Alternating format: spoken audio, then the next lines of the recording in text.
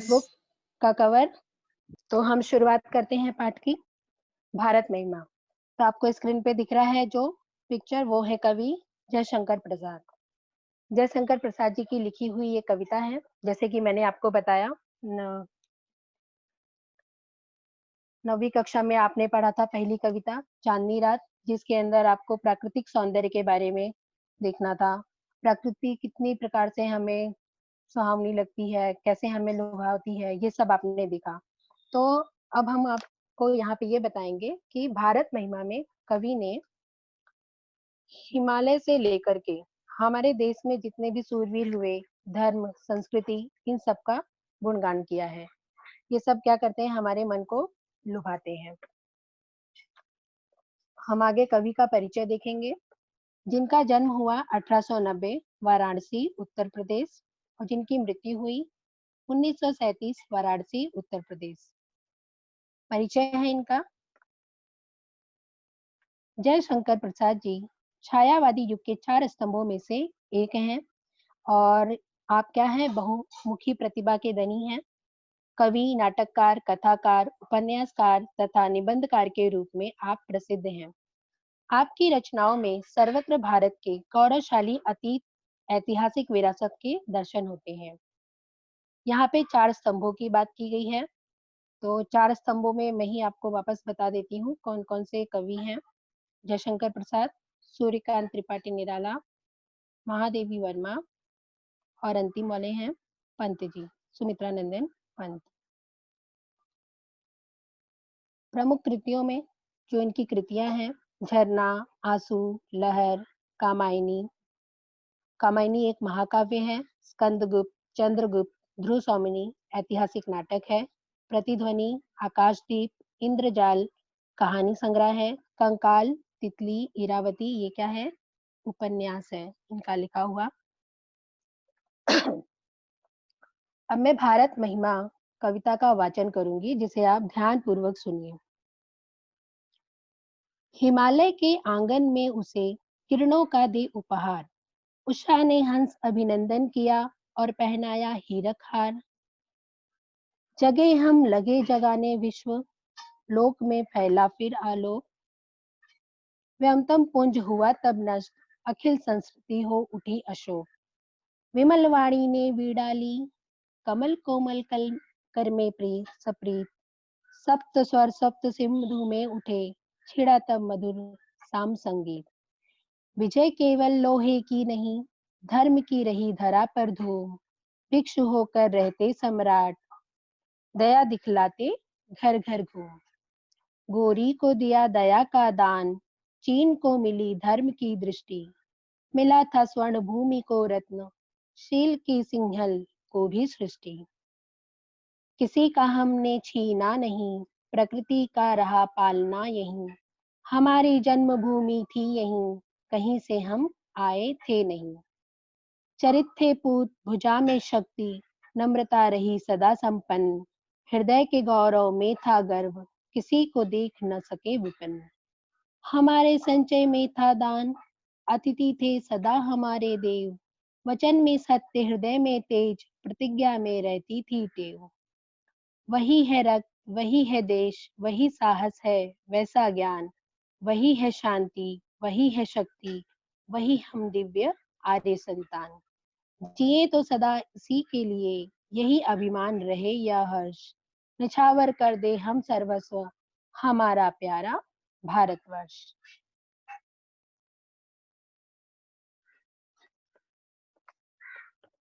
इस तरह से कविता का वाचन किया मैंने। अब हम इसका शब्दार्थ देखेंगे। शब्दार्थ मैं अभी आपको सुना दे रही हूँ पढ़कर, और बाद में मैं इसे व्हाट्सएप पर भेज दूंगी, तो अभी लिखने की जरूरत नहीं है, सिर्फ आप सुनिए, ध्यान से समझिए। उपहार, किसी को हम गिफ्ट देते हैं, उपहार भेंट करते हैं, नजराना कह सकते हो, सौगात कह सकते हो। उषा, जिसका अर्थ है प्रातः, सुबह, जो अभी उषा काल चल रहा है, सुबह का समय है ये। हीरक, हीरे से युक्त, हीरे से बना हुआ, डायमंड। आलोक, उजाला, प्रकाश। व्योमतम, आसमानी अंधकार। व्योमतम यहाँ पे तम अंधकार होता है, व्योम आकाश, तो आसमानी अंधकार, जैसे बारिश के मौसम में अभी देख सकते हो, अनुभव कर सकते हो, कि किस तरह से एक अंधेरापन छाया रहता है। संस्कृति, संसार, जगत, दुनिया जो है, अशोक, दुख रहित, विमल, पवित्र, पाक, वाणी, सरस्वती और बोली, सप्रीत, प्रेम पूर्वक, प्रेम सहित, साम, मनमोहक, लुभावना, अच्छा लगना, जैसे अभी का मौसम है बड़ा ही लुभावना लग रहा है। लोहा लेना, युद्ध करना, किसी से लोहा लेने का अर्थ हो जाता है कि हमें उससे युद्ध करना है। धर्म, शास्त्र, कर्तव्य, सत्कर्म। धरा, धरा, भूमि, धरती। यवन, यवन किसे कहा जाता है? ग्रीक के निवासियों को कहा जाता है। पर जो पाठ्य पुस्तक मैं अभी आपके सामने यहाँ रखने वाली हूँ, वहाँ पे गौरी शब्द दिया है, तो गौरी भी यहाँ पे क्या है? यवन का ही नाम है, जो ग्रीक के निवासी होते हैं। चरित्र, आचरण, व्यवहार, स्वभाव कह लो। पुत, पुत्र, विपन्न, भाग्यहीन, गरीब, निर्धन, जिनके पास पैसे ना हो। संचय, संचार, संचय भंडार होता है, कोई चीज एकत्रित करके रखना, संग्रह करके रखना। टेव, टेव स्वभाव, आदत, लत, दिव्य, अलौकिक, अति सुंदर, भव्य। अभिमान, जिसे हम कह सकते हैं नाज है हमें, जैसे हमें हमारे भारत पर नाज है, गर्व है। हर्ष, आनंद, खुशी। निछावर कर देना, सब कुछ अर्पण कर देना, सर्वस्व अर्पण कर देना। अब यहाँ पे आपको दिखेगा पहली पंक्ति, जिसे मैं एक्सप्लेन करूंगी, इसका भावार्थ बताऊंगी, ये अब आपको यहाँ पर लिखना है। तो इसके लिए आप रेडी रहिए इसका भावार्थ लिखने के लिए। जस्ट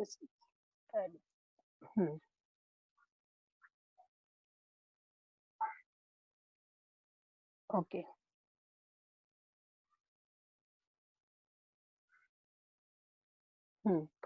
हिमालय के आंगन में उसे किरणों का दे उपहार, उषा ने हंस अभिनंदन किया और पहनाया हीरक हार। यहाँ पर कवि इन पंक्तियों के माध्यम से क्या कर रहे हैं? हमारे प्रकृति का वर्णन कर रहे हैं। जो प्रकृति का दृश्य है जो यहाँ हमारे सामने रख रहे हैं, वो बड़ा ही क्या है? सुहावना है और लुभावना है, मन को आकर्षित करता है। यहाँ पर कवि ये बता रहे हैं कि जो हमारे भारत का हिमालय है, उसके ऊपर सूर्य की जब किरणें पड़ती हैं, तो वो क्या करती हैं? बड़ी ही लुभावनी लगती है, मन को प्रसन्न करती है। और मानो ऐसे लग रहा है कि उषा जो सुबह का समय है, वो क्या कर रही है? उसका अभिनंदन कर रही है, और ऐसा प्रतीत हो रहा है कि हिमालय को हीरे का हार पहनाया गया है। ठीक है, आगे बढ़ती हूँ मैं। जगे हम लगे जगाने, विश्वलोक में फैला फिर आलोक, व्यमतम पुंज हुआ तब नष्ट, अखिल संस्कृति हो उठी अशोक। यहाँ पे भी है शब्दार्थ, आलोक प्रकाश, व्योम आकाश, तम अंधेरा, संस्कृति संसार, अशोक शोक रहित, जो पहले भी आपको लिखा चुकी हूँ। यहाँ पर दूसरी पंक्ति में कवि क्या बता रहे हैं कि सबसे पहले जो ज्ञान का उदय हुआ, वो कहाँ पर हुआ? हमारे भारत में ही हुआ। अर्थात सबसे पहले क्या हम भारतवासी ही क्या हुए? जागृत हुए। फिर हमने पूरे विश्व को क्या किया? जागृत किया। यानी पूरे विश्व को किसके माध्यम से जागृत किया? ज्ञान के माध्यम से जागृत किया। तो ज्ञान होने की वजह से क्या हुआ? जो अज्ञान रूपी अंधकार है, जो अज्ञानता है, जिसे किसी को किसी चीज का ज्ञान नहीं होता है, तो उस चीज को, उस अंधकार को किससे दूर किया गया? ज्ञान से दूर किया गया। और इससे क्या हुआ? संपूर्ण सृष्टि, जब अंधकार हट गया तो संपूर्ण सृष्टि क्या हो गई? शोक रहित हो गई। सभी के दुख क्या हुए? खत्म हो गए। तो कुल मिलाकर यहाँ पर आप ये कह सकते हो कि दूसरी पंक्ति में कवि ने किसके बारे में बताया है? ज्ञान के बारे में बताया है। किसी चीज के लिए अगर हमें ज्ञान नहीं होगा, पूरी तरह से उसके बारे में नहीं पता होगा, तो वो हमारे लिए अज्ञानता के समान है। आगे बढ़ते हैं। विमल वाणी ने वीणा ली, कमल कोमल कर में सप्रीत, सप्त स्वर सप्त सिंधु में उठे, छिड़ा तब मधुर साम संगीत। अब यहाँ पर कवि इन पंक्तियों में क्या बता रहे हैं? विमल वाणी ने वीणा ली। यहाँ पे वाणी का जिक्र किया गया है, विमल वाणी, कोमल वाणी। तो यहाँ पे आपके सामने चित्र आना चाहिए सरस्वती माता का, ठीक है? उनके ही हाथों में वाणी होती है। तो यहाँ कवि इस तरह से बता रहे हैं कि वाणी की देवी सरस्वती माता ने इसी पवित्र भूमि पर प्रेम के साथ अपने कमल के समान कोमल करों में वीणा उठाई। यहाँ पे कर का अर्थ होता है हाथ। तो अपने हाथों में क्या उठाई थी? वीणा उठाई। उसकी झंकार से ही सप्त सिंधुओं में 7 स्वरों की मोहक सरगम गूंजने लगी थी। तब क्या हुआ था? 7 स्वरों का मोहक सरगम से मतलब क्या है उनका? सा, रे, ग, म, प, ध, नि, सा। तो ये स्वर के बारे में यहाँ पर कवि बता रहे हैं कि इसका भी उद्गम कहाँ हुआ? हमारे भारत में ही हुआ। मधुर संगीत का जन्म हुआ और इसी महान देश में संगीत के वेद सामवेद की भी रचना हुई। वेदों में जो 4 वेद आपने पढ़ा है इतिहास में, उस वेद के बारे में बोल रहे हैं। सामवेद, यजुर्वेद, अथर्ववेद। तो इस तरह से सामवेद का भी उदय कहाँ पर हुआ? यहाँ पे हमारे भारत में ही हुआ। आगे, विजय केवल लोहे की नहीं, धर्म की रही धरा पर धूम। भिक्षु होकर रहते सम्राट, दया दिखलाते घर घर घूम। अब यहाँ पर इस पंक्ति में कवि क्या कह रहे हैं कि विजय केवल लोहे की नहीं। यहाँ पर जिक्र कर रहे हैं किसके बारे में? उन वीरों के बारे में कि जिन्होंने सिर्फ युद्ध करके ही विजय प्राप्त नहीं किया है, बल्कि क्या कहते हैं कवि कि भारत के लोगों ने शस्त्रों के बल पर देशों को ही नहीं जीता, बल्कि यहाँ प्राचीन काल से ही लोगों के मन में धर्म की प्रखर भावना रही है। यानी धर्म के प्रति वो हमेशा क्या रहे हैं? जागरूक रहे हैं और उन्होंने संसार में धर्म का प्रचार किया। ठीक है? भिक्षु होकर रहते सम्राट। अब यहाँ पे भिक्षु का अर्थ होता है भिक्षु रहकर मतलब एक साधु का रूप धारण करके। तो यहाँ गौतम बुद्ध का जिक्र किया जा रहा है। वर्धमान महावीर जैसे धर्म पुरुष हुए हमारे भारत देश में, जिन्होंने विशाल साम्राज्य छोड़कर भिक्षु का स्वरूप धारण किया और घर-घर घूमकर लोगों का कष्ट दूर करने का प्रयास किया। भिक्षु होकर रहते सम्राट, दया दिखलाते घर-घर घूम। जिसका अर्थ यहाँ पे यही है कि जहाँ जो हमारे भारत में इस तरह के वीर सम्राट हुए, उन्होंने भी क्या किया? अपना घर-बार छोड़ कर के क्या किए वो? धर्म के प्रचार-प्रसार में लग गए। आगे देखेंगे हम, गोरी को दिया दया का दान, चीन को मिली धर्म की दृष्टि, मिला था स्वर्ण भूमि को रत्न, शील की सिंहल को भी सृष्टि। तो यहाँ पे गोरी जो मैंने आपको बताया यवन ग्रीक के निवासी, तो यहाँ पे गोरी कौन? मोहम्मद गोरी। मोहम्मद गोरी युद्ध में बहुत बार परास्त हुए थे, हारे थे, तो उनको बार-बार क्षमा किया गया। हमारे देश से ही चीन को धर्म की दृष्टि मिली। हमारे देश से चीन को धर्म की दृष्टि मिली, जो चीन में जो धर्म गया कौन-सा? सम्राट अशोक वाला, बौद्ध धर्म। भारत के महान सम्राट जो थे, उन्होंने क्या किया? अपने पुत्र और पुत्री के साथ धर्म के प्रचार-प्रसार में लग गए वो। बाद में सब राजपाट छोड़ कर के वो बौद्ध धर्म में च का ध प्रचार-प्रसार करने लगे। तो इसी तरह से जावा और श्रीलंका के लोगों को भी पंचशील का सिद्धांत दिया उन्होंने। पंचशील उनका जो है, जो भी उनके धर्म के अंदर आता है, अहिंसा, अस्तेय, अपरिग्रह, सत्य, ब्रह्मचर्य, ये सब इनके धर्म के अंतर्गत आता है। तो वही है सील की सिंहल को भी सृष्टि। तो इसका अर्थ यही है जो उन्होंने धर्म प्रचार किया, धर्म का प्रसार किया, तो ये भी कहाँ से गया चीन में? हमारे भारत से ही गया। किसी का हमने छीना नहीं, प्रकृति का रहा पालना यहीं। हमारी जन्मभूमि थी यहीं, कहीं से हम आए थे नहीं। यहाँ पे देखो आपको स्क्रीन पे प्रकृति दिख रही है, बड़ी ही लुभावनी सुहावनी सी। तो किसी का हमने छीना नहीं और प्रकृति का रहा पालना यहीं। तो यहाँ पे इन पंक्तियों में कवि क्या कहते हैं? भारतवासियों ने कभी किसी का कुछ भी छीना नहीं है। जैसे प्रकृति ने भी हमसे कुछ छीना नहीं है, हमेशा दिया है। अर्थात क्या है इसका? तरुवर। तरुवर वृक्ष जो है अपना फल खुद नहीं खाता और ना ही सरोवर अपना पानी खुद पीता है, बल्कि वो दूसरों के लिए रखता है। ठीक उसी प्रकार से हमारे भारतवासी भी क्या हैं? बड़े ही दानशील हैं। प्रकृति की हमारे देश पर महान कृपा रही है। आप देख सकते हो प्रकृति से हमें सुंदर सुंदर घाटियाँ, वादियाँ, नदियाँ, झरने, फूल ये सब देखने मिलते हैं जो बड़े ही लुभावने लगते हैं। भारत सदा से हमारी जन्मभूमि है और हम इसी देश की संतानें हैं। हम बाहर के किसी स्थान से आकर यहाँ नहीं बसे हैं। हमारी जन्मभूमि थी यहीं, कहीं से हम आए थे नहीं। कि भारतवासी कहीं और से आए हैं तो ऐसा कुछ भी नहीं है। चरित्र चरित थे पूत, भुजा में शक्ति, नम्रता रही सदा संपन्न, हृदय के गौरव में था गर्व, किसी को देख ना सके विपन्न। अब यहाँ पे इस पंक्ति में कवि क्या कह रहे हैं? भारत के लोग सदा से चरित्रवान रहे हैं। हमारी भुजाओं में भरपूर शक्ति रही है। भुजाओं में भरपूर शक्ति रहना अर्थात बहुत ताकत रही है। भारतीयों में वीरता की कमी कभी नहीं रही। साथ ही नम्रता सदा हमारा गुण गाती रही है और हमने कभी अपनी उपलब्धियों पर घमंड नहीं किया। हमारे पास जो कुछ भी है, उस पे हम भारतवासियों ने कभी घमंड नहीं किया और हमें अपनी सभ्यता और संस्कृति पर गर्व रहा है। हम कभी किसी को दुखी नहीं देख सकते हैं। दीन दुखियों की सेवा करना ही हमारा अपना पहला धर्म समझते हैं और हम सदैव हमेशा इसके लिए क्या करते हैं? तैयार रहते हैं। हमारे संचय में था दान, अतिथि थे सदा हमारे देव, वचन में सत्य, हृदय में तेज, प्रतिज्ञा में रहती थी टेव। यहाँ पर इन पंक्तियों में कवि क्या कह रहे हैं?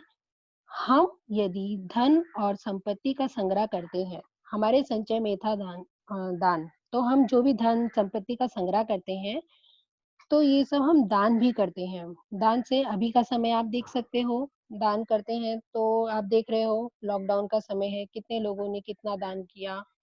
कोई-कोई दिखा के करता है, कोई गुप्त दान करता है, ठीक है? तो दान से हम भारतवासी कभी पीछे नहीं हटते। दान करना ये हमारी संस्कृति रही है हमेशा। दानवीरता भारतीयों का गुण रहा है। हमारे देश में मतलब ये पहले से ही पुरानी परंपरा चलती आ रही है दान करने की। आपने दान करने में कर्ण का नाम सुना होगा, दानवीर कर्ण। वो ऐसे इंसान थे, ऐसे शख्स थे कि अगर उनसे कोई प्राण भी माँग ले तो वो भी दे दें। और सत्य हमेशा बोलने वाले हमारे भारत देश में ही हुए हैं, जिसका उदाहरण हमें मिलता है हमारे पौराणिक कथाओं में। राजा हरिश्चंद्र से। राजा हरिश्चंद्र सत्य के लिए हमेशा से ही क्या है और सत्यवादी हरिश्चंद्र माने जाते हैं, प्रचलित है सत्य बोलने के लिए वो। तो भारत के लोग सत्य बोलना क्या अपना धर्म मानते हैं। तो हमारे हृदय में तेज था, गौरव था। हम सदा अपनी प्रतिज्ञा पर क्या करते हैं? अटल रहते हैं। अपने प्रतिज्ञा पर अटल रहना कहते हैं ना, प्राण जाए पर वचन ना जाए, यही हमारा जीवन मूल्य है। आपने सुना होगा, रघुकुल रीत सदा चली आई, प्राण जाए पर वचन न जाए। हम लोग अपने वचन का पालन भी करते हैं। आगे देखेंगे, वही है रक्त, वही है देश, वही साहस है, वैसा ज्ञान, वही है शांति, वही है शक्ति, वही हम दिव्य आर्य संतान। अब यहाँ पे कवि क्या कहते हैं? आज भी हम भारतवासी के मन में हमारा जो दूसरों का आदर करने का एक जज्बा है, वो हमारे पूर्वजों से मिला हुआ है। वही चीज़ हमारे रक्त में है, वही है रक्त। हमारे रक्त में वो चीज़ है, जो आज भी प्रवाहित हो रहा है। आज भी हमारा देश वैसा ही है, आज भी भारतीयों में वैसा ही साहस है। भारतीय आज भी ज्ञान के क्षेत्र में सबसे आगे हैं। आज भी हम पहले के समान शांति के पुजारी हैं। देशवासियों में वैसी ही शक्ति है। हम उन्हीं आर्यों की दिव्य संतानें हैं। वही हम दिव्य आर्य संतान। तो हम किसकी संतानें माने जाते हैं? आर्यों की संतानें माने जाते हैं।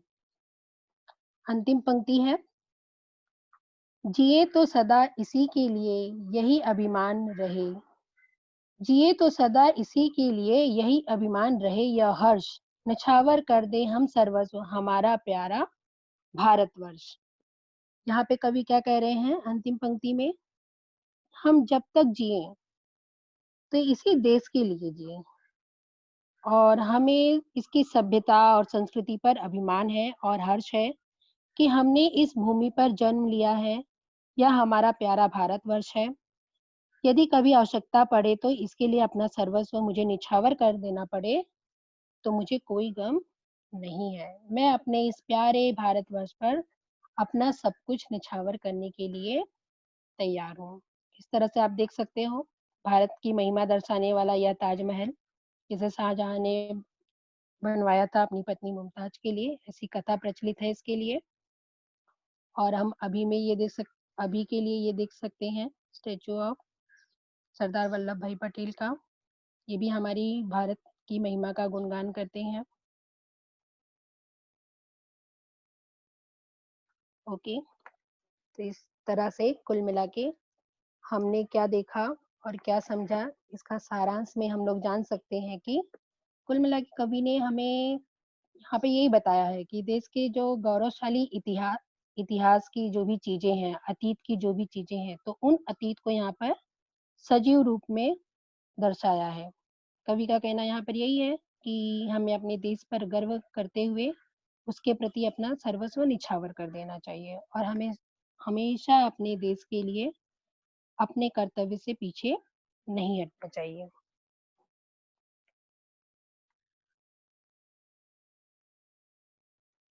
Okay students, now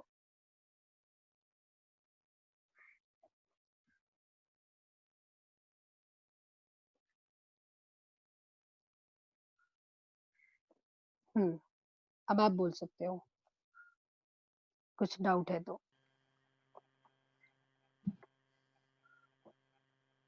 hello.